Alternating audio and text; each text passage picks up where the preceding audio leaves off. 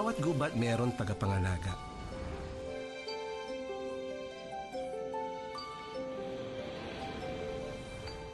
Sa Laguna halimbawa, may Mariang Makiling.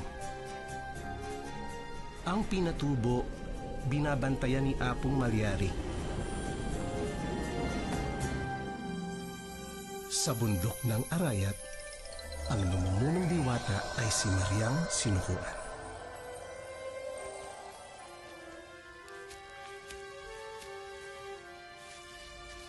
Mabait siya sa mga nangangailangan ng tulong.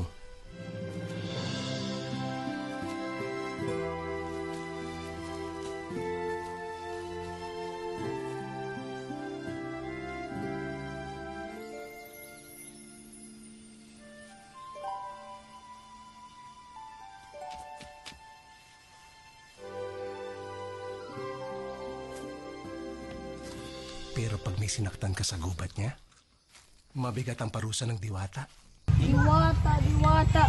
Gutom ang abudit natin kapag wala tayong magkuhang pagkain. Ayoko lumagay sa lahat na pinaparusahan niya. Kwentong kahibangan naman din yan. Ang araw kasi sa kariyan ni Mariang Sinukuan.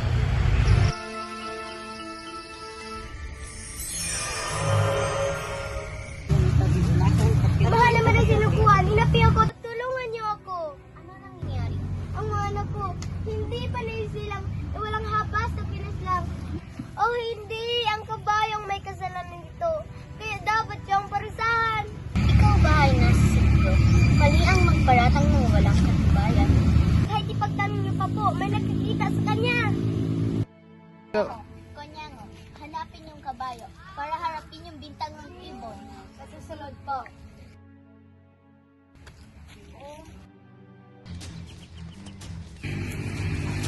Kabayo! Oh. Kabayo! Kabayo! Hindi pala siya yan. Dali-dali umalis, mukha balisa. At saan siya nagpunta? Bata may tanong, ha? Aray! Kadiri! Ano yan? May tatanggal ang buntag ang butike pagtakot. Sir, wag niyo ko idamay. Sir, parang away na namaya si Chikiting po ako na sa aking nang umaasa. Wow! Makunis diri ka ng kunayo. Baka sa'yo pa magaling si Sinukuan. Masyado pa silang maliit. Nguning ang langaw.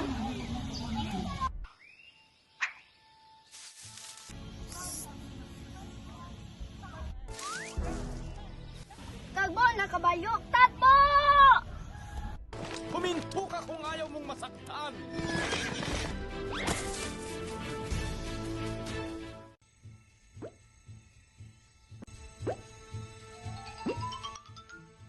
Huli ka!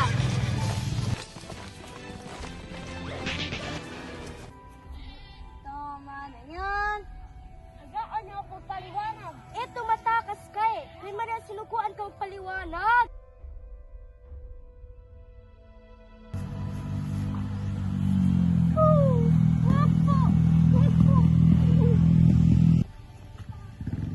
Mahal na diwata, hindi ka pa sinasadya na tapakan ng pugad ni Ibo. Kasalanan po ito ni Palaka. Si Palaka? Kung ako po siya nagpaglakas-lakas, kaya ako po ay nagulat. Masyado ka lang matatakutin. Hindi ako matatakutin. Duwag ako, duwag. Alam mo naman siguro kung bakit kami nandito. Wala ako kasalanan, kaya wala ako dapat ikabahan. Dapat.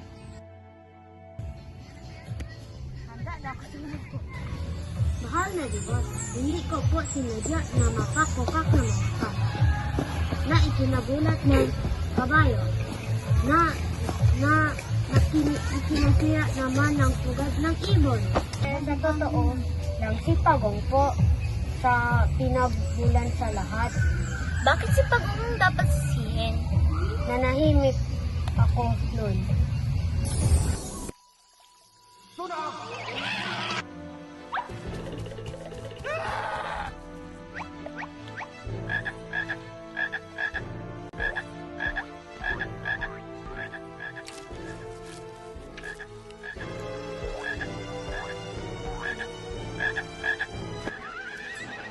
Kung ganon, papuntahin yung pagong dito. Ito, Ano ba? Hindi na natin kailangan ng pinto. Sandali, ayan siya, ayan na. Pagong, nadurog ang mga itlog ng ibon dahil doon sa'yo. Ipinapatawag ka ni Maria Sinukuan. Kaliwanag ka rin yan. Sumama ka sa amin.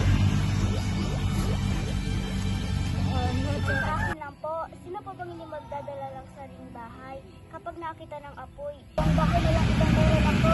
Lahat ng aking alaala ay nandito. Kapag nasunog ito, hinahin ako sa mundo.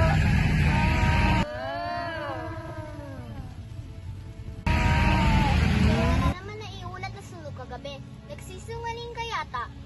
Hindi po. Nakalimit ko lang po ng aking bahay na makita ko sa alitap-tap na lumilipad palapit sa akin. May dala siyang apoy. Gusto niyang sunugin bahay ko. Huwag mo na ipapalapit sa akin sa alitap-tap. Susunugin na bahay ko. Turuan ang nangyayari. Asan ba si Alitap-tap? Papuntahin siya dito. Tulog ng kabayo ang nanibal dahil natakot sa palaka, na natakot sa pagong, na natakot sa likatap. Baka mangubos na natin ang mga hayop sa gubat ito bago matapos ang kasong ito. Parang naaninag ko na siya. Tara! Takot ako eh. Huwag kang duwag. Halika na.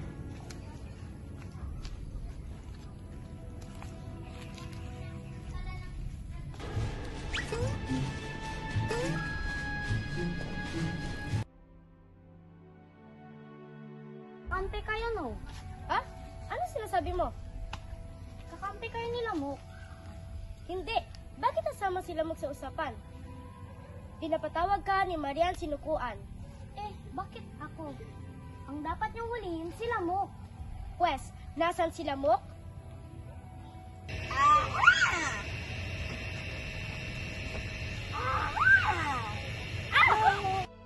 Ayan! Kitang-kitang yung may dalang itak. Mamatay insekto! Ano yung isang rito? Pakawalan mo ako! Dinadakip ka namin sa ngalan ni Marian Sinukuan. Sinukuan? Tamang-tama, may susunod ko. Galing niya ako sa kanya. Siya mukhang may sala. May dala siyang itak. Siya ang nagtangka sa bahay ko. Ikaw ay magaling na nagsisigaw na may sunog. Kita niyo na yan kung sino ka kumambak. Paano nga itlog ko? May babalik pa ba sila, ha?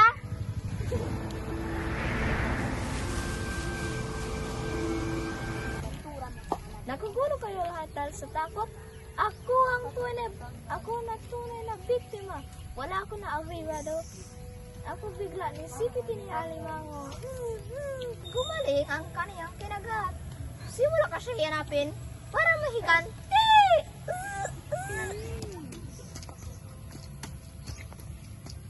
Alimango, ikaw nagsimulan to? Kumawag ka sa akin!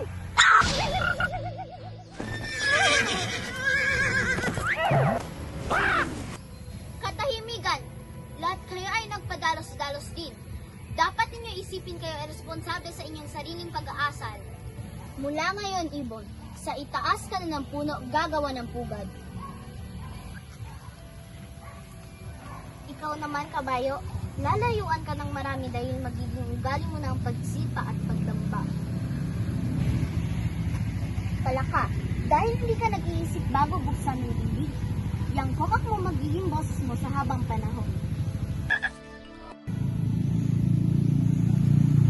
Ikaw, Pagong, dahil masyado mong mahal ang iyong ari-arian, hindi ka namiminiwalay sa iyong bahay.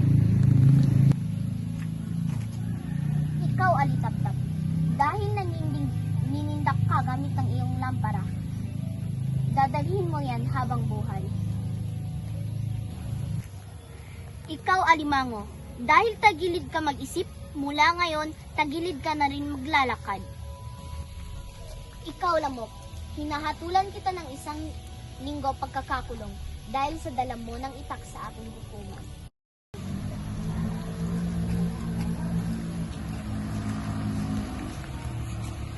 At nung pagkawalan siya, nangako siya na hanapin ang Alimango kahit saan ikaw magtago. Mula noon, lagi na siya maligid sa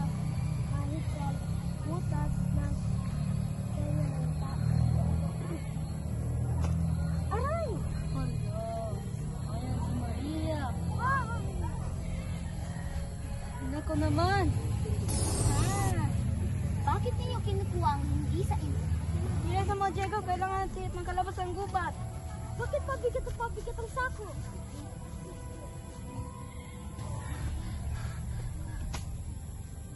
Ano nangyari sa baboy damo? Umalis na kayo bago ko kayo gawin baboy damo. Iyon ang huling pagkakataon na nagpakita si Mariang Sinukuan. Sa pagdaan ng panahon, kinalimutan na si Mariang Sinukuan na wala ang tinig ng hustisya sa bundok Arayat. Pinutol ang mga puno. Hindi nilubayan ang paghuli sa mga hayop. At namayani ang kasakiman ng tao. Wala na kasi ang bantay ng kagubatan. Ang tuyot na gubat, ang mapait na parusa ni Mariang Sinukuan. Pero naniniwala ako na balang araw, babalik din siya. Para ibalik ang ganda ng bundok. Babalik siya kapag natuto na tayong pangalagaan ang kalikasan.